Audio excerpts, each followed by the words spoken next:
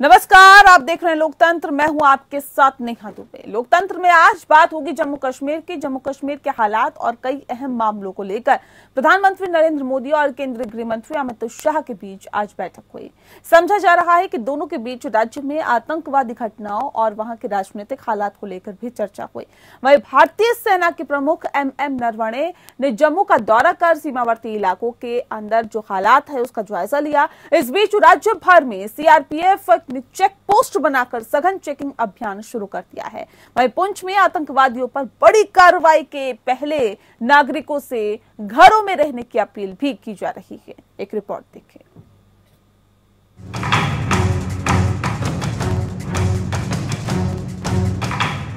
बड़े दिन के बाद कश्मीर को लेकर सियासत में कुछ पकने की महक लगी है। प्रधानमंत्री नरेंद्र मोदी और केंद्रीय गृह मंत्री अमित शाह के बीच बैठक को जम्मू कश्मीर में कोई बड़ा कदम उठाने की तैयारी के रूप में देखा जा रहा है। समझा जा रहा है कि इस बैठक में आतंकवादियों की घुसपैठ को रोकने के साथ साथ कश्मीर के अंदर पल रहे अलगाववादी नेताओं पर कार्रवाई करने पर भी विचार चल रहा है। इससे पहले अमित शाह ने भी राष्ट्रीय सुरक्षा के मुद्दे पर करीब 6 घंटे लंबी बैठक की थी। इस बैठक में आंतरिक सुरक्षा को लेकर राज्यों के बीच तालमेल पर जोर दिया था। बंद कमरे में हुई इस बैठक में सभी राज्यों के डीजीपी, आईजी, डीआईजी और एसपी स्तर के अधिकारियों के अलावा केंद्रीय पुलिस बलों और खुफिया एजेंसियों के प्रमुख शामिल हुए थे। वहीं थल सेना प्रमुख एमएम नरवणे ने भी जम्मू में नियंत्रण रेखा के अग्रिम इलाकों का दौरा किया। जनरल नरवणे ने जमीनी हालात और आतंकियों के खिलाफ जारी अभियान की भी जानकारी ली। दरअसल इस अभियान में पिछले हफ्ते 9 जवान शहीद हो गए थे। इसके अलावा कश्मीर में इन 15 दिनों में 11 नागरिकों की पहचान कर हत्या कर दी गई। इनमें 5 प्रवासी मजदूर, 2 मुस्लिम शिक्षक और 1 दवा विक्रेता भी शामिल है। इन घटनाओं के बाद उपराज्यपाल मनोज सिन्हा ने आतंकवादियों की मदद करने वालों को सजा देने की अपील की थी।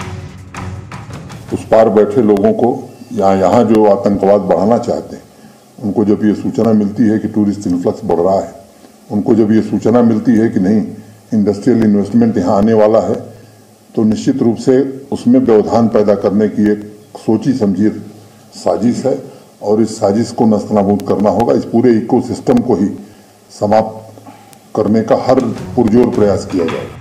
लेकिन समस्या इतनी गंभीर हो गई कि राज्य से प्रवासी मजदूरों और कामगारों ने तेजी से पलायन करना शुरू कर दिया और इसी के बाद बैठकों का दौर शुरू हो गया। इस घटना के बाद आरएसएस प्रमुख मोहन भागवत ने भी माना कि धारा 370 खत्म करने पर जम्मू कश्मीर में आतंकवाद की समस्या खत्म नहीं हुई है। कुल मिलाकर जम्मू कश्मीर में प्रवासियों की हत्या से जम्मू कश्मीर में 1990 के हालात बन गए हैं, जब सूबे में आतंकवाद पनप रहा था। हत्याओं के सिलसिले से सरकार विपक्ष के निशाने पर आ गई है। कांग्रेस के साथ साथ कई पार्टी के नेताओं ने सरकार पर सवाल उठाने शुरू कर दिए हैं। वहीं इससे जम्मू कश्मीर का तालिबान इफेक्ट भी बताया जा रहा है। इसे अडानी पोर्ट पर बरामद हुए ड्रग्स से भी जोड़कर देखा जा रहा है। बताया जा रहा है ड्रग्स के पैसे से तालिबान और आतंकवाद फलता फूलता है, लेकिन अडानी पोर्ट पर 21,000 करोड़ की हेरोइन कैसे पहुंची, इस सवाल का जवाब नहीं मिल पा रहा है। बहरहाल जम्मू कश्मीर में अलगाववादी नेताओं के खिलाफ मोदी सरकार की संभावित कार्रवाई से एक बार फिर देश की राजनीति में बहाल आने के आसार हैं। Bureau report, APN. तो अमित शाह ने तकरीबन 6 घंटे तक बैठक की। उसके बाद प्रधानमंत्री नरेंद्र मोदी के साथ भी उनकी बैठक हुई। जम्मू कश्मीर के हालात और कई अहम मसलों पर प्रधानमंत्री नरेंद्र मोदी और केंद्रीय गृह मंत्री अमित शाह के बीच बैठक हुई है। समझा ये भी जा रहा है कि दोनों के बीच राज्य में आतंकवादी घटनाओं और वहां के राजनीतिक हालात को लेकर चर्चा हुई है। वहीं भारतीय सेना के प्रमुख एमएम नरवणे ने जम्मू का दौरा किया है, सीमावर्ती इलाकों के हालात का जायजा लिया है। आज इस विषय पर हम तफसील से चर्चा करेंगे और सवाल इस बात को लेकर भी कि आखिर एक खास वर्ग को ही निशाना क्यों बनाया जा रहा है। अभी तक वहां के निवासियों को निशाना नहीं बनाया जाता था आतंकवादियों की तरफ से, लेकिन अब आखिर क्या वजह है कि अब वहां के निवासियों को यानी कि जो स्थानीय लोग हैं उनको निशाना बनाया जा रहा है। इस विषय पे आज हम तफसील से चर्चा करेंगे। हमारे साथ खास मेहमान मौजूद हैं, उनसे आपका परिचय करा देते हैं। इस वक्त हमारे साथ मेजर जनरल अश्विनी श्रीवास्तव जी हैं, जो कि डिफेंस एक्सपर्ट है। सर, बहुत स्वागत है आपका। एसपी वैद्य जी इस वक्त हमारे साथ जुड़ गए हैं, जो कि एक्स डीजीपी है जम्मू एंड कश्मीर के। बहुत स्वागत है सर आपका। महेश वर्मा जी हमारे साथ है, स्पोक पर्सन है बीजेपी के। बहुत स्वागत है महेश जी आपका। और रतन लाल गुप्ता जी इस वक्त हमारे साथ है, लीडर है नेशनल कॉन्फ्रेंस के। आपका भी बहुत स्वागत है। सबसे पहला सवाल मेरा महेश जी आपसे है, उसके बाद हम डिबेट को और तमाम गेस्ट के पास लेके चलेंगे। महेश जी, अब सवाल इस बात को लेकर है क्योंकि प्रधानमंत्री नरेंद्र मोदी की केंद्रीय गृह मंत्री अमित शाह की मुलाकात हुई है। इस मुलाकात में समझा जा रहा है कि जो मुलाकात हुई है उसके बाद आतंकवादी घटनाओं और वहां के राजनीतिक हालात को लेकर चर्चा इस बैठक के अंदर हुई है। अब क्या ये कहा जाए कि आतंकवादी घटनाओं पर लगाम लगाने के लिए और इसके अंदर तेजी लाने के लिए इस बैठक को किया गया है, और क्या इस बैठक के बाद कुछ हालात में बदलाव आ सकते हैं? महेश जी। जी, निश्चित रूप से जो वहाँ हालात और जिस तरह के वातावरण बनाया जा रहा है, ये जो है तत्कालिक कदम की जरूरत तो है ही, साथ में जो इसके पीछे लोग हैं, जो हमारी विदेशी शक्तियां हैं, अभी आपके डिबेट शुरू होने से पहले जो आपने इस मुद्दों के लेकर जो चलाया, उसमें एक आशंका तालिबान की भी व्यक्त की गई। तालिबान और पाकिस्तान आज अलग अलग नहीं है। सवाल है कि ऐसे में अगर इस तरह की घटनाएं घटी है और ये आई ओपनिंग है, ये आंख खोलने वाली बात है, और सरकार और प्रशासन जो है उसकी जरूरत वहां और क्या है, और केंद्र सरकार उसको किस तरह से अच्छे तरीके से जो उनकी जरूरत है उसके हिसाब से मदद और सहयोग कर सके, इसके लिए पूरी तरह से जो है हम कैसे चाक चौबंद के साथ उनका मुकाबला कर सके, इन्हीं सब बातों को लेकर आज चर्चा हुई। और उन चर्चा को सिर्फ हम चर्चा तक ही सीमित नहीं रखेंगे। अब आगे क्या होगा ये आपको दिखाई पड़ेगा। ठीक है। वैद साहब, आप क्योंकि बेहतर तरीके से जानते हैं जम्मू कश्मीर के जो हालात हैं, जो स्थितियां हैं, सर मैं आपसे समझना चाहूंगी कि आखिर क्या वजह है कि अब स्थानीय लोगों को निशाना बनाया जा रहा है। इससे पहले हमने देखा कि आतंकवादियों की तरफ से कभी भी स्थानीय लोगों को निशाना नहीं बनाया जाता था, पर्यटकों को निशाना नहीं बनाया जाता था, लेकिन अब स्थानीय लोगों को निशाना बनाया जाता है। क्या वजह इसके पीछे आप समझते हैं सर? देखिए नेहा जी, ये एक ये प्लान के तहत किया जा रहा है। इनका जो सिक्योरिटी होती थी में इनका काफी नुकसान, कार्डर, इनकी जो राइफल्स हैं वो कमी होने लगी, तो एक एसआईजी बदलने के बाद एक नई नीति के स्टार्ट किया है, जिसमें लो इन हाई रिटर्न का, और इसमें एक वाले जो टीचर है उसको तो 3 के 4 आप 5 उनको और नेशनल सलाह दीजिए कश्मीर, और आपका कोई नुकसान नहीं होता है, कोई मरता है, कोई हथियार नहीं जाता है, लेकिन कई गुना ज्यादा होती है।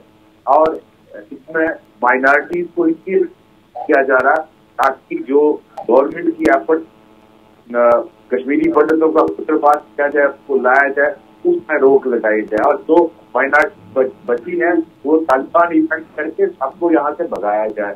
दूसरा जो लेबर है उसको अटैक किया जा रहा है ताकि जो भारत सरकार की एफर्ट्स हैं, नेतृत्व में यहाँ एकदम डेवलपमेंट टाइप है, पैकेज इतना बढ़िया अनाउंस हुआ, यहाँ टूरिस्ट इतना 10.5, 11.5, 12.5 लाख पिछले 3 महीने में जुलाई से सितंबर में आया, तो इससे नक्शा बदल रहा था और एक डेवलपमेंट प्रक्रिया स्टार्ट हो रही थी। तो उससे पेट में दर्द हो रहा है, जो उनकी दुकान बंद हो रही है, जो बाहर बैठे हैं, तो इसलिए टारगेट किया जा रहा है।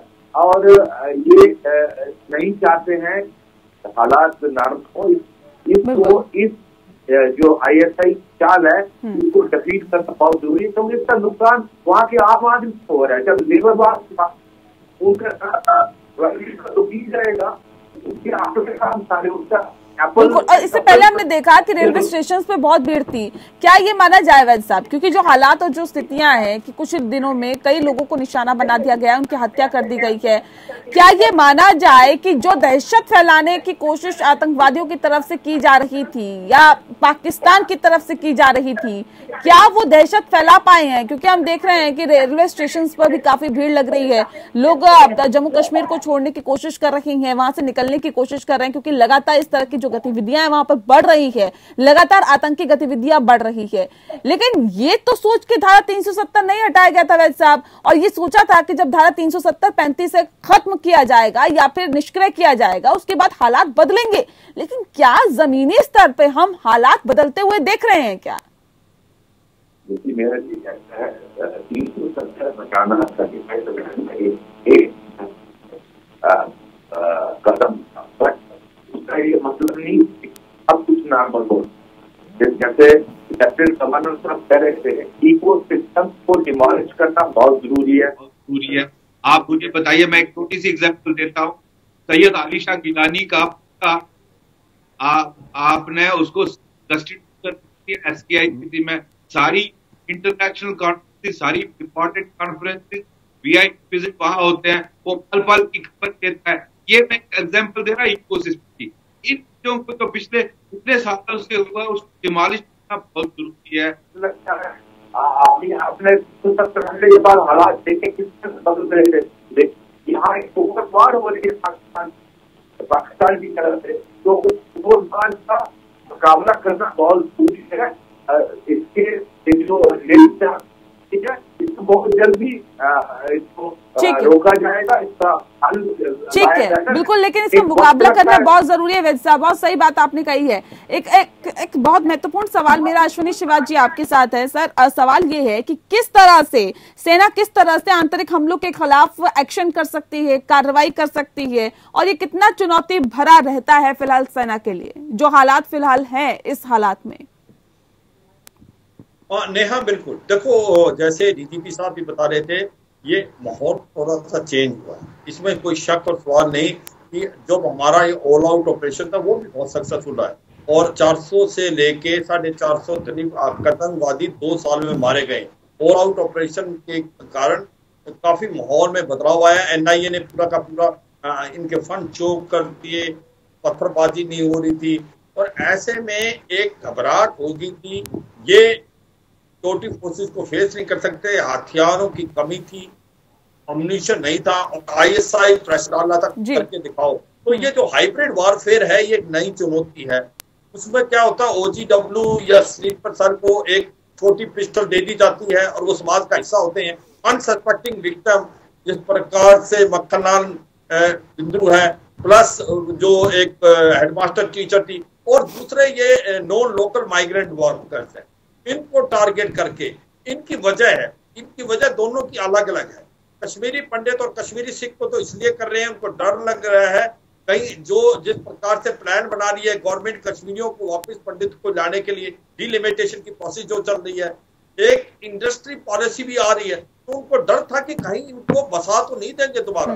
और ये जो दूसरे नॉन लोकल माइग्रेंट्स हैं, इनकी वजह है कि जिस प्रकार से कश्मीर घाटी में डेवलपमेंट हो रही है, ये सराहनीय है। आप देखो टूरिज्म कितनी जोरों से आया है। ये इंडस्ट्री पॉलिसी जो आई है, मुझे लगता है जम्मू कश्मीर के लिए जो आई है वो सबसे अच्छी है पूरी भारत के स्टेटों से। तो उनको लगता है कि ये डेवलपमेंट के रास्ते पे चला हुआ है। तो ये जो 4 से 5 लाख के करीब जो बिहारी और झारखंड से आते हैं, वो इसका हिस्सा है, क्योंकि ब्रिज बनाने में, रोड बनाने में, आपकी सड़कें बनाने में, और उसके बाद आपके जो कॉलेजेस बनाने में, और आपकी बिल्डिंग बनाने में, प्लस आपकी एग्रीकल्चर के अंदर एप्पल में, सैफरॉन में इनका बहुत मदद है। अगर ये यहाँ से चले जाएंगे तो डेवलपमेंट का जो आपका पहलू है वो भी प्रभावित होगा। बिल्कुल, तो दोनों का अलग रीजन है। मगर अगर ये कार्रवाई है तो हम इसको कैसे सिमटे? देखो, दोनों के लिए भी एक मल्टी प्रॉन्ग स्ट्रेटेजी के साथ भारत की गवर्नमेंट और स्पेशल फोर्सेज आए हैं। पहली बात तो ये है कि ये जो वर्कर्स हैं इनको विश्वास दिलाना, इनको पहले शिफ्ट करना सेफ प्लेसेस, क्योंकि ये एक नियतें हैं और ये वल्नरेबल हैं, इनको कभी भी आप अटैक कर सकते हो। और उसके बाद ऑल आउट ऑपरेशन में ऑर्डिनेंस सर्च ऑपरेशन करना, OGW और ये स्लीपर सेल के नेट को पकड़ना, इनको बर्बाद करना, all out operation real time information के साथ करना। और जम्मू एंड कश्मीर पुलिस जो है वो महत्व रूल खेलेगी, इंटेलिजेंस उनके पास है। तो ये तो है इनके साथ जो कि आपके नॉन लोकल वर्कर्स हैं और जो कश्मीरी पंडित और कश्मीरी सिख हैं उनको भी एक प्रकार से वो कैंपों में थे जो ज्यादातर, उनके अंदर और प्रोटेक्शन प्रोवाइड करना और उनको विश्वास दिलाना कि वो यहाँ से जाए नहीं, क्योंकि एक बार कश्मीरी पंडितों से वहां से निकल गए तो उनको लाना बड़ा मुश्किल हो जाएगा। तो मुझे लगता है ये एक चैलेंज है।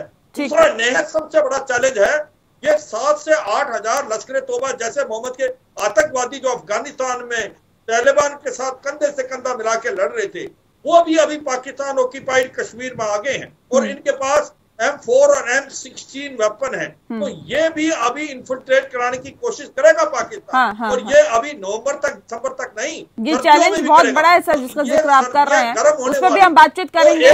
ठीक है सर, ठीक है सर। रतन लाल गुप्ता जी भी लगातार हमारे साथ बने हुए हैं। रतन जी, अब सवाल इस बात को लेकर है सर, जो हालात और जो स्थितियां हैं कश्मीर में खास तौर पर, रविंद्र जी, अब सवाल ये है कि ये जो हालात फिलहाल बने हुए हैं इसके लिए आप किसको जिम्मेदार मानते हैं? क्या वजह इसके पीछे है कि लगातार हमले हो रहे हैं घाटी में?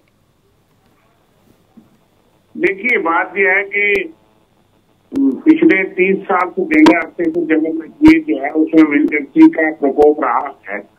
और 1990 के दशक से जब शुरू हुआ था तो उस वक्त नरसंहार या कश्मीर समुदाय जो है उनको टारगेट किया गया, लेकिन उसके बाद वहाँ के हालात को काबू पा लिया गया। और 6 साल के जो गवर्नर रूल था उसके दौरान आतंकवाद को इस हद तक पहुंचाया गया कि वहाँ 96 में चुनाव हो सके और आहिस्ता आहिस्ता वहाँ 6 किस्म के चुनाव हुए और इस किस्म का हालात कभी नहीं देखा गया। और यहाँ तक कि पिछली सरकारों के दौरान 30,000 से ज्यादा कश्मीरी पंडित उस समुदाय के लोग थे, उनको पीएम पैकेज के तहत वहाँ जॉब भी दिए गए, उनको कॉलोनियां बनाई गई, वहाँ रह रहे थे। अब इस तरह के हालात क्यों हैं? इस तरह के हालात आप कह रहे हैं पहले कभी नहीं देखे गए, अब इस तरह के हालात क्यों?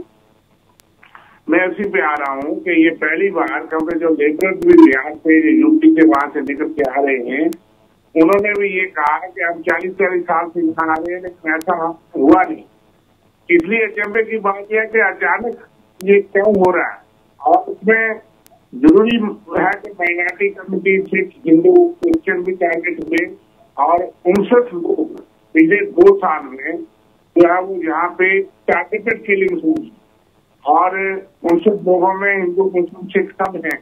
लेकिन अभी 29 लोग, 30 लोग जो मारे गए शहीद हुए हैं, उनमें से 25 के करीब लोग जो है वो मुस्लिम समुदाय के लिए सिख भी हैं। बिहार से जो आए हैं उनमें मुस्लिम भी हैं, हिंदू भी हैं, लेकिन दहशत जो है सबसे पहले बाहरी लोगों के लिए बन गई, चाहे वो हिंदू है, मुस्लिम है, सिख है। और इसलिए ये तो मैं मानता हूँ कि चुनौतियां हमेशा रही हैं, लेकिन जो सरकार के दावे किसी से हम आएंगे तो चिड़िया नहीं फड़केगी। 2014 के बाद आतंकवाद बढ़ा, लगातार बढ़ता जा रहा है। हमारे जवान, सिक्योरिटी फोर्सेज जवान शहीद हो रहे हैं, वो कुर्बानियां दे रहे हैं, जंग लड़ रहे हैं, डट के लड़ रहे हैं, पुलिस भी उसमें शहीद होगी। लेकिन 2 साल में तो ड्यूटी बन गई थी, सीधा होम मिनिस्ट्री दे दी है। तो उसके बाद ये क्या हुआ? ठीक है, लेकिन आपने कहा कि अभी तक ऐसा नहीं हुआ था, अब ऐसा हो रहा है क्योंकि कई वर्षों से लोग रह रहे हैं, लेकिन इस तरह से अपने आप को असुरक्षित महसूस नहीं कर रहे थे जितना आप कर रहे हैं। इस पे हम बातचीत करेंगे कि आखिर घाटी कितनी बदली है। अगर धारा 370-35A को खत्म किया गया, निष्क्रिय किया गया, उसके बाद घाटी कितनी बदली है, कश्मीर कितना बदला है? कांग्रेस की नैतिकता बस ये बात कह रही है मुझे समझ में नहीं आ रहा है। 90 के दशक को याद करिए नेहा जी। कश्मीरी पंडितों की बहन बेटियों की इज्जत लूटी गई, उनके घरों पे कब्जा किया गया, उनको कश्मीर से बेदखल किया गया और दर दर भटकते रहे वो, और उनका कोई सूद लेने वाला नहीं था। ये तो कांग्रेस की कवायद हमेशा रही है, जब भी इस तरह की कोई घटनाएं घटती है तो इसके आड़ में जो है राजनीति अपना शुरू करती है। उसके पीछे हम नहीं जाएंगे। इन्होंने तो शेख अब्दुल्ला के नाते जवाहरलाल नेहरू ने अपने जिस तरह से जमीन को बेच के और कश्मीर का सौदा किया और उसका नतीजा पूरा भारत बर्फ जो है, और वो लोग आज तक उसका दंश झेल रहे हैं। तो ये इस लायक नहीं है कि ये किसी चीज को ऐसे कहें जो आज के हालात पे इनके जो विचार सुनने को मिल रहे हैं, ये उस लायक नहीं है कि ये उस बात को कहें। अब रही बात दूसरी कि धारा 370 और 35A हटने के बाद जिस तरह से वहां विकास की धारा चली, उससे ये कहीं खौफ उन लोगों के अंदर पैदा हुआ जो इसका विरोध कर रहे थे। उसमें एक कांग्रेस भी थी और इनकी मौन स्वीकृति आतंकवाद को लेकर, आतंकवादियों को लेकर, आतंकवादी संगठनों को लेकर, तालिबान को लेकर, पाकिस्तान को लेकर, पाकिस्तान जो है कांग्रेस का गुणगान करती है। इनके नेता को जो है वहां पे बहुत बड़ा आइकॉन माना जाता है, राहुल गांधी को। तो अब सवाल ये है कि ऐसे में जो ये आतंकवादी तत्व थे, वो इसी चीज को तो चाहते थे कि थोड़ा सा जो है उनको इस तरफ से सपोर्ट मिले, और दूसरी तरफ से जो है ऐसी चीजों को करना चाहते थे कि जिससे कि जो जबरन काबिज थे, जो कि अब धारा 370 हटने के बाद विशेष अदालत बनाई गई, उसके तहत जो है जिनकी जमीन, जिनके प्रॉपर्टी कब्जे किए गए थे, उनको वापस दिलाने की प्रक्रिया शुरू की गई। लगभग 86 से ज्यादा परियोजनाओं को अंजाम जमीन पे उतारा गया, लोगों को कामकाज मिलने लगा, रोजगार मिलने लगा, कश्मीर जो है खुशहाली के रास्ते पे आ गया। लेकिन सर, आतंकवादी गतिविधियों को रोकने में कामयाब हो पाए हैं क्या महेश जी? मेरा तो सीधा सा सवाल ये है, आप विकास की गंगा बहा रहे हैं, अच्छी बात है और विकास होना भी चाहिए, लेकिन क्या हम आतंकवादी गतिविधियों को रोक पाए हैं? अगर हाँ, तो ये हालात क्यों है? देखिए, आतंकवादी गतिविधियों को रोकने में हम सफल हो पाए हैं ये दावा हम नहीं कर रहे हैं, लेकिन हम उसको कम कर पाएंगे, हम उसमें सफल होंगे, हम उसमें आगे बढ़ेंगे। और ये चुनौती हमने स्वीकार की है कश्मीर को लेकर, और ये चुनौती जब हमने स्वीकार करी है तो उसके लिए हर संभव कोशिश करेंगे।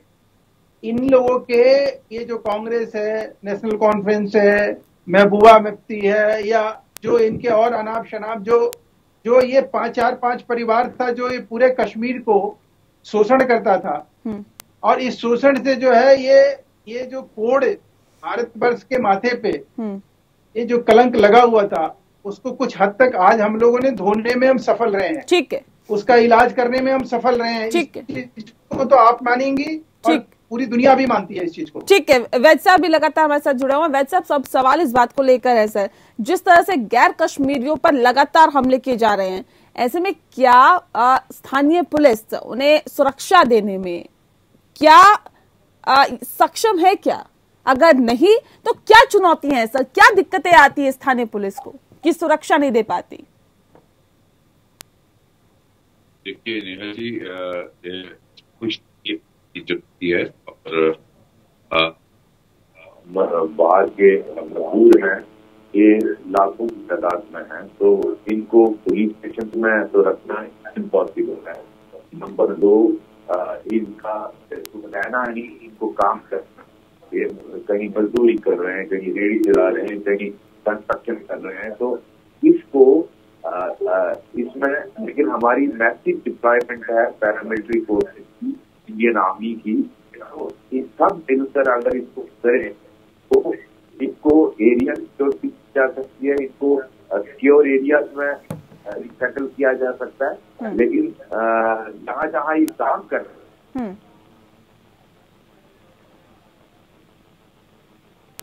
जी नेशन से उनको डोमिनेट कर पड़ेगा, कोई टेररिस्ट उन पर हमला न कर सके। ये इसमें ये भी है कि JNK पुलिस लोकल लोगों के बीच में है और उसको इसमें लोगों का साथ देना, क्योंकि अल्टीमेटली लोकल लोग, हम जितने एंटी टेररिस्ट ऑपरेशन होते हैं उसमें 95 से JNK पुलिस और वो लोगों, इसलिए जरूरी है JNK पुलिस को पब्लिक के साथ अच्छा लिंक रखना और किस एरिया में कहाँ ऐसे लोग हैं को आइडेंटिफाई करके इसको जल्दी से जल्दी पहले न्यूट्रलाइज करना जरूरी है। तो साथ साथ कि जो ये लेबरर हैं या बाहर के लोग हैं तो सिक्योर डिफरेंट तरीकों से करना बहुत जरूरी है। उसमें इंडियन आर्मी और पैरामिलिट्री फोर्सेज की जहां जहां डिप्लॉयमेंट है उस कैंप के साथ इस तरह से इनको ये सारा वर्कआउट किया जा सकता है।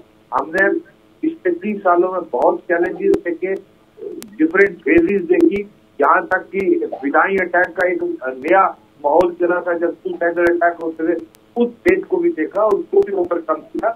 मैं समझता हूँ अगर अच्छी तरह से इसको सोच दिमाग से किया जाए, हर डिस्ट्रिक्ट SP और डिस्ट्रिक्ट मजिस्ट्रेट हर रेंज DI और हर SHO और तहसीलदार अगर इसको उनको जिम्मेदारी दी जाए और जितने भी कमांडेंट है आर्मी या पैरामिलिट्री फोर्स के उनको मॉनिटर करे। और कोई चुनौती बड़ी है लेकिन नामुमकिन नहीं। बिल्कुल, चुनौती बड़ी है लेकिन नामुमकिन नहीं। एक सवाल मेरा मेजर साहब आपसे है, आप आंतरिक मामलों के बीच अगर केंद्रीय गृह मंत्री अमित शाह ये कहते हैं कि सर्जिकल स्ट्राइक की जो बात उन्होंने किया, जिक्र किया, क्या ये पाकिस्तान को एक कहीं ना कहीं संदेश देने की कोशिश की गई है या फिर यूं कहे कि आतंकियों को शह देने से ये इस तरह के बयान रोकते हैं क्या? पहले बात तो हमें ये सोचना पड़ेगा कि अभी हमारे पास काबिलियत है। पहले जो हमने पुलवामा के बाद बालाकोट किया था तो हमने मिराज 2000 में पाकिस्तान ऑक्यूपाइड कश्मीर को पार करके हम खैबर पख्तूनख्वा में गए थे, क्योंकि हमारे पास वहां पर क्षमता नहीं थी कि हम यहाँ से कुछ कर सके। मगर जब से रफेल आए हैं और हमारे पास ड्रोन की कैपेबिलिटी आई है, रफेल के अंदर हमारी स्कैल्प मिसाइल है जो कि एयर टू ग्राउंड 400 से 600 किलोमीटर तक फायर कर सकती है। इसका मतलब कि जो उनके स्टेजिंग एरिया और ट्रेनिंग एरिया है जो कि 500-600 किलोमीटर तक हैं, उनको हम बर्बाद कर सकते हैं यहाँ बैठ के। मगर पाकिस्तान बड़ा चालाक देश है, उसने क्या किया है, इसको लो थ्रेशोल्ड में रखा है। इतना बड़ा काम नहीं किया जिस प्रकार से पुलवामा करा दिया कि हमें बालाकोट करना, ओडी करा दिया। तो ये छोटे छोटे काम करने की कोशिश कर रहा है। मगर हमें ये याद रखना चाहिए कि अभी जो वो आतंकवादी आए हैं 8 से 10 हजार, वो तो उन्होंने पुश कर रही है भारत की तरफ। अगर नहीं करे तो वो पाकिस्तान में प्रॉब्लम डालेंगे। तो उनको हमें पता है स्टेजिंग एरिया और लॉन्च पैड और उनके ट्रेनिंग एरिया कहाँ है। मुझे लगता है समय आ गया कि हमें उन पे भी कुछ न कुछ एक्शन लेने पड़ेंगे, क्योंकि हमारे पास क्षमता है। देखो अगर आप अपना क्षमता तो है, लेकिन अब किस तरह के कदम उठाने की जरूरत है सर, ये भी मैं आपसे पूछूंगी और रविंद्र शर्मा जी का भी रुख करेंगे। शिवाजी जी, सवाल इस बात को लेकर जिस बात का जिक्र आप ब्रेक पे जाने से पहले कर रहे थे कि जो आतंकवादी हैं, जो तालिबान से आए हैं, जो एक ये कहा जा सकता है कि बड़ी तादाद में जो आतंकवादी है पाकिस्तान में मौजूद है और ऐसे में उनको भारत में आने से रोकना होगा, लेकिन आपने कहा था कि कुछ कारगर कदम उठाने की जरूरत है। सर, उस बात को पूरा कर लीजिए, क्या कारगर कदम उठाने की जरूरत है, कैसे उन्हें अंदर आने से रोका जा सकता है? क्योंकि भारत क्षमता तो रखता है लेकिन उस क्षमता का इस्तेमाल भी अब करने की जरूरत आन पड़ी है। अब कैसे उसका इस्तेमाल किया जाएगा, क्या कुछ किया जाएगा? हाँ बिल्कुल, देखो नेहा, इसमें कोई शक नहीं, जो क्षमता रखना और उसका इस्तेमाल करना दो बातें। एक तो आपका काउंटर इन्फिल्ट्रेशन ग्रिड बहुत सख्त करना पड़ेगा, क्योंकि पाकिस्तान पूरी ट्राई करेगा जितने से ज्यादा आतंकवादी भेज पाए। दूसरी बात जो हम कह रहे थे कि हमें लॉन्च पैड, स्टेजिंग एरिया, उनके ट्रेनिंग एरिया मालूम है, हमारे पास काबिलियत है। मुझे लगता है समय आ गया, हमें उनको अभी टारगेट करना चाहिए भारत से ही और उनको बर्बाद करना चाहिए, क्योंकि वो हमारे लिए बहुत बड़ा खतरा है।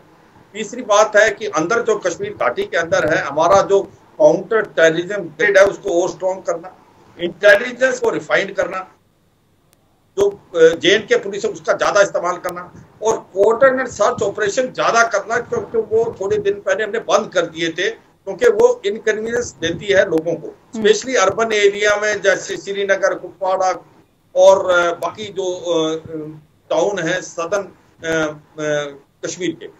तीसरी बात, हमें क्या करना पड़ेगा कि लोगों को, सिविल सोसाइटी को भी आगे बढ़ना पड़ेगा।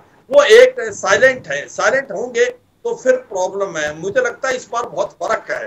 तो बातचीत कर रहे हैं कि ये पुराना माहौल है, बिल्कुल नहीं है, ये बदला हुआ माहौल है। ये तो ऐसा है जब दीवा बूंदने वाला होता है तो फड़फड़ाता है।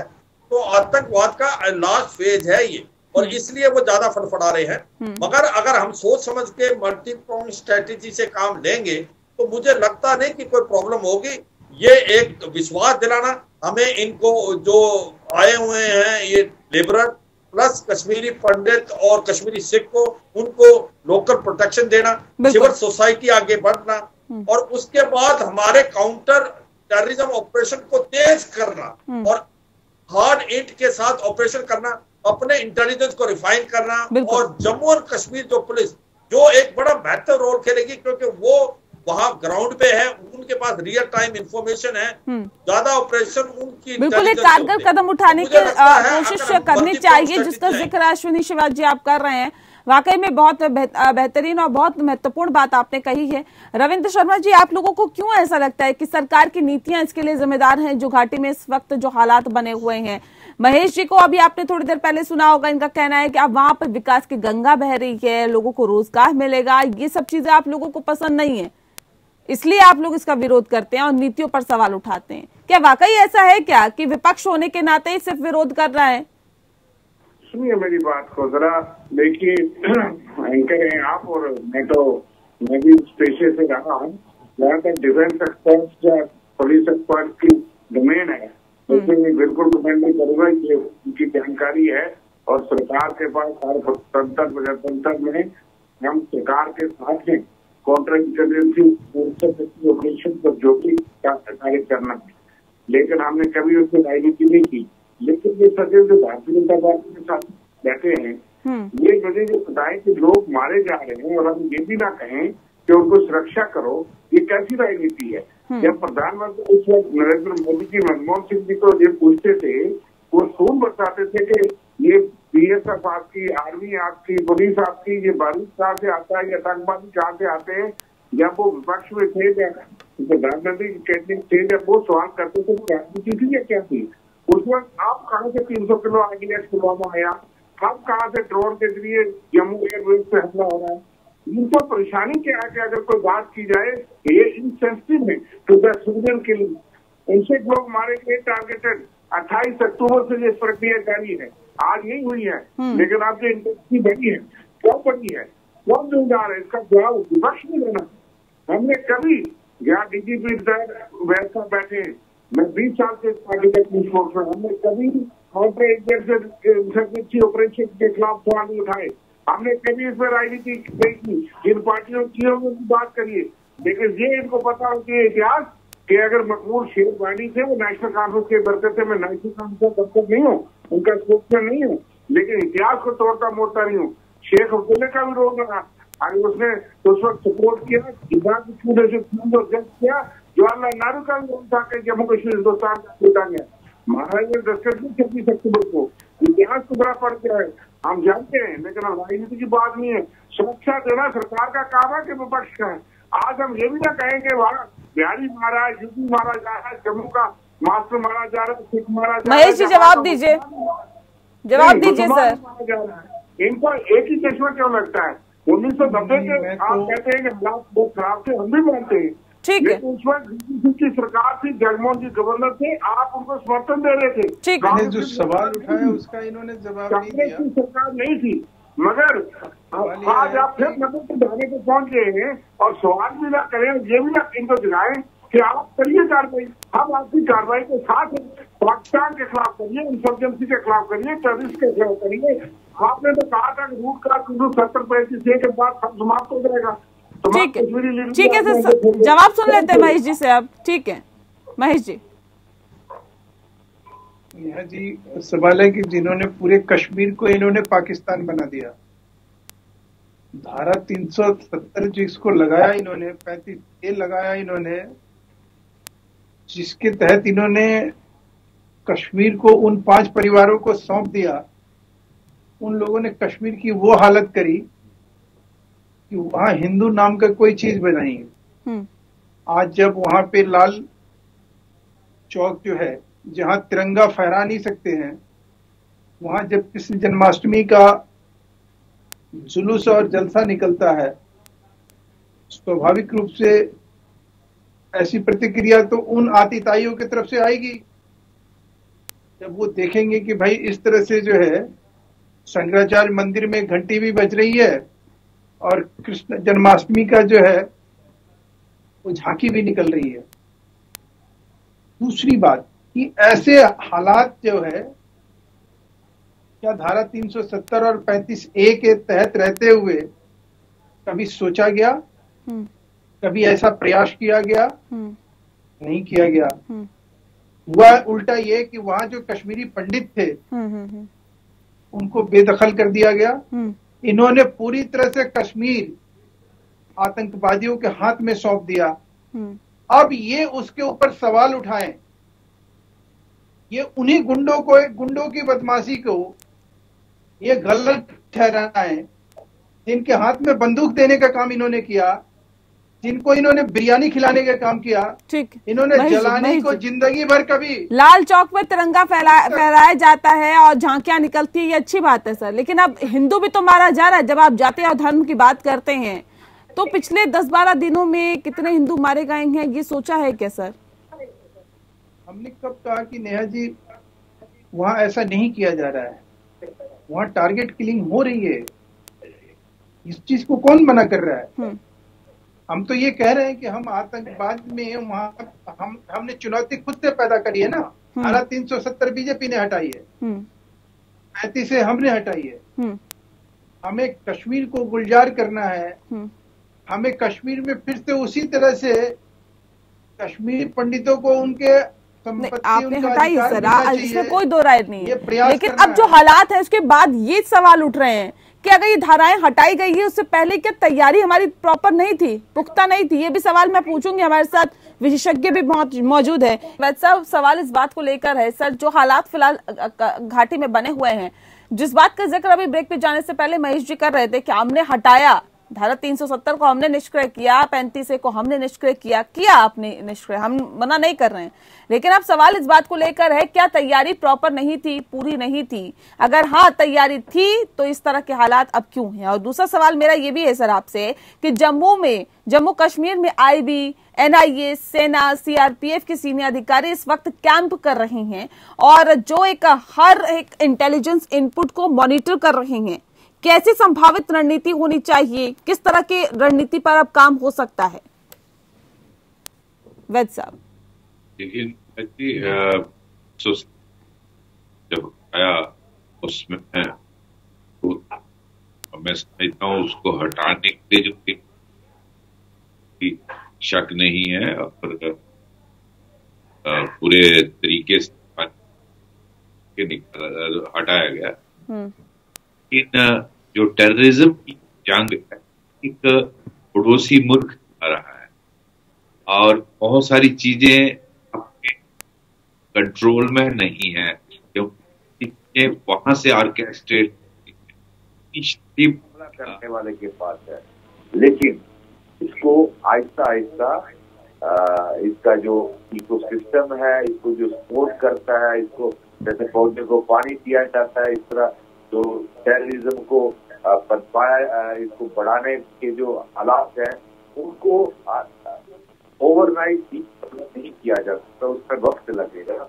जैसे मैं आपको बता रहा था, आप भी बहुत सारे कश्मीर की सोसाइटी के हिस्से हैं जहाँ जमाती इस्लामी के और ISI के बहुत सारे नासूर अंदर बैठे हुए हैं जो हर चीज की इतला देते हैं। उनको आइडेंटिफाई करना, उनको उनके साथ डील करना, इसमें वक्त लगेगा, इस ओवरनाइट नहीं हो सकता। ये जो आप पिछले कुछ दिनों से वायलेंस देख रहे हैं, ये एकदम रणनीति बदली है। इसको टैकल बिल्कुल किया जाएगा, इसमें मुझे कोई शक नहीं है। लेकिन यह इसको आदमी को जो हमारी एडमिनिस्ट्रेशन है, हमारी सिक्योरिटी एपरेटस, उसको थोड़ा इसमें हमें लगेगा। और इसी संदर्भ में ये कुछ ऑपरेशन हुए, 13 टेररिस्ट में मारे गए, उसमें वो भी है जो कर रहे थे माइनॉरिटी।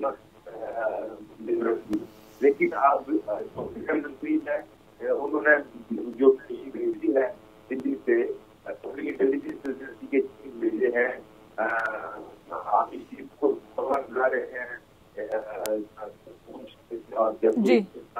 और सीआरपी के चेक कर रहे हैं। और इसमें मुझे लगता है कि पूरा इंटेलिजेंस नेटवर्क किया जा रहा है ताकि जो लोग अभी इंटेलिजेंस से बाहर है वो आइडेंटिफाई किया जाए। और दूसरी पार्टी के मध्य के पुलिस को मिलती के या उनका इस्तेमाल करके जो और लोग इस्तेमाल हो रहे हैं। जी, इसको ऑर्केस्ट्रेट करा रहा है, सबको आइडेंटिफाई करने की कोशिश की जा रही है और इनको सबको एलिमिनेट किया। जी ठीक है, महेश जी कुछ कहना चाह रहे हैं? महेश जी जल्दी से बात रखिए, उसके बाद शिवाजी जी का रुख करेंगे।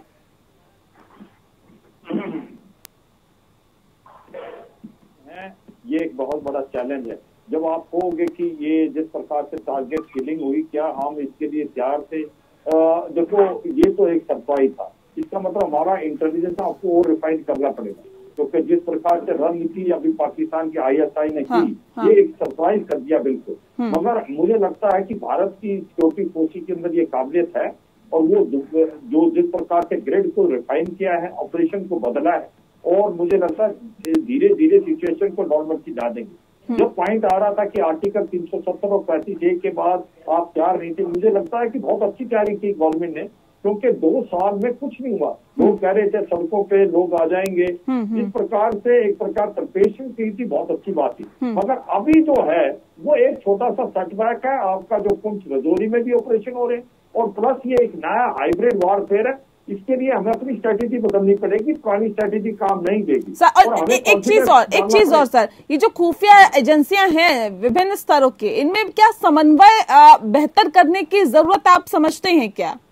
बिल्कुल, जब कहीं ना कहीं खामियां थी, कमियां थी, क्योंकि ये जो सेंट्रल एजेंसी की इंट एजेंसी है, आर्मी की है, BSF की है, CRPF की है, प्लस पुलिस की है। अभी अगर आप देखो, होम मिनिस्टर ने इंटेलिजेंस के वो भेजे हुए हैं अभी दस्ते, इसका मतलब कहीं ना कहीं और रिफाइनमेंट की जरूरत है।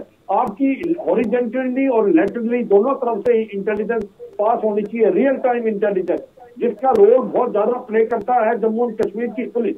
मुझे लगता है कि ये अब कार्रवाई होगी, ये रिफाइन होगा हमारा इंटेलिजेंस सेटअप, और हमारे जो ऑपरेशन है वो रियल टाइम इंफॉर्मेशन पे होंगे, और OGW और जो स्लीपर सेल जो इन्वॉल्व थे उनके ऊपर एक्शन होगा। ठीक है, मुझे लगता है आने वाले समय में सिचुएशन बदलेगी। ठीक है, बदलेगी और बदलनी भी चाहिए। वैद साहब, एक छोटा सा सवाल आपसे है, आतंकियों की फंडिंग रोकने की जरूरत है क्या, और क्या इस कार्रवाई को फ्रंट पे लाया जा रहा है, या इस और कार्रवाई हो रही है क्या? वैद साहब, बिल्कुल, फंडिंग से ही सब कुछ चलता है, और फंडिंग के बगैर कुछ भी नहीं होता आज के जमाने में। और ये जो आतंकियों को फंडिंग होती है, इस पे NIA ने काफी नकेल कसी थी। बहुत सारे इसके जो सोर्सेज थे उनको पकड़ा, उसमें लेकिन बहुत डिफरेंट तरीकों से ये आता था, हवाला से आता था, इंटरनेशनल ट्रेड से आता था। वो मेरे टाइम पे ही रिपोर्ट गई और MHA ने बंद किया। इसी तरीके से बहुत जो ड्रग्स आती हैं उस पैसे से फाइनेंस किया जाता है। वो अभी भी आपको और ज्यादा खतरा हो जाएगा अफगानिस्तान में तालिबान आने से, क्योंकि वो ड्रग ट्रेड के लिए माने गए हैं पूरी दुनिया में। वो ओपनली ड्रग्स पैदा करते हैं और इंटरनेशनल मार्केट में कश्मीर के थ्रू मुंबई और दिल्ली पहुंचाने की कोशिश जो ऑलरेडी ISI कर रही थी। जो हर टेररिस्ट ग्रुप जो हम एनकाउंटर में देखते हैं, जो मारा जाता है, उससे 1, 2 या 3 4 पैकेट मिलते हैं ड्रग्स के और फेक करेंसी मिलती है। इस नीयत से ISI करती है ताकि आने वाली पीढ़ी जो है भारत की बिल्कुल बर्बाद हो जाए और जो ड्रग इंटरनेशनल मार्केट तक पहुंच जाए तो उसका जो भी करोड़ों रुपए आए वो इसको फाइनेंस करे ड्रग्स को। ठीक है, तो ये सारे बहुत सारी प्रक्रियाएं इस पे काफी कसी गई ठीक है, क्योंकि हम कार्यक्रम के आखिरी पड़ाव पे हैं सर। एक बहुत महत्वपूर्ण सवाल आपसे है मेरा सेवाज जी कि ऑनलाइन आतंकी गतिविधियों का सर कैसे सामना किया जाए और ये कितना चुनौतीपूर्ण रहता है और कितना जरूरी है इसका सामना करना?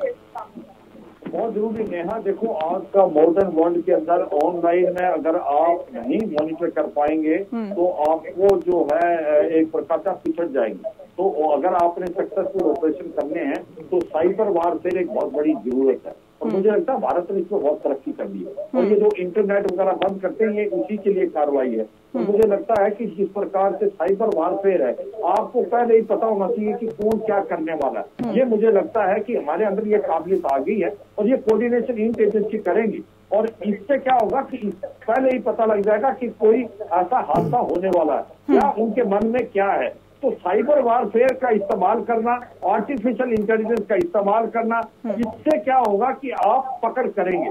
तो अगर बिल्कुल जाहिर तौर पर इस पे भी नकेल कसने की बहुत हद तक जरूरत है। बहुत शुक्रिया सर आप सभी मेहमानों का हमारे साथ इस खास चर्चा में शामिल होने के लिए। जाहिर तौर पर अब घाटी में जो हालात है उस पर बहुत अहम नजर रखी जा रही है, बहुत बारीकी से नजर रखी जा रही है और सरकार यानी कि केंद्र सरकार उस पर बहुत बारीकी से नजर रख रही है। केंद्रीय गृह मंत्री अमित शाह की बैठक हुई, प्रधानमंत्री नरेंद्र मोदी से बैठक हुई, भारतीय सेना के प्रमुख MM नरवणे ने जम्मू का दौरा कर सीमावर्ती इलाकों में हालात का जायजा लिया है और साथ ही साथ इसी बीच राज्य भर में CRPF ने चेक पोस्ट बनाकर सघन चेकिंग अभियान शुरू कर दिया है। यानी कि ये जो तैयारियां ये बता रही है कि आने वाला वक्त ये कहा जा सकता है कि उन आतंकवादियों के लिए खतरनाक हो सकता है, पाकिस्तान के लिए खतरनाक हो सकता है जो लगातार इस तरह की नापाक हरकतों को कर रहे हैं, इससे अपनी हरकतों से बाज नहीं आ रहे हैं। लोकतंत्र में इतना ही। नमस्कार।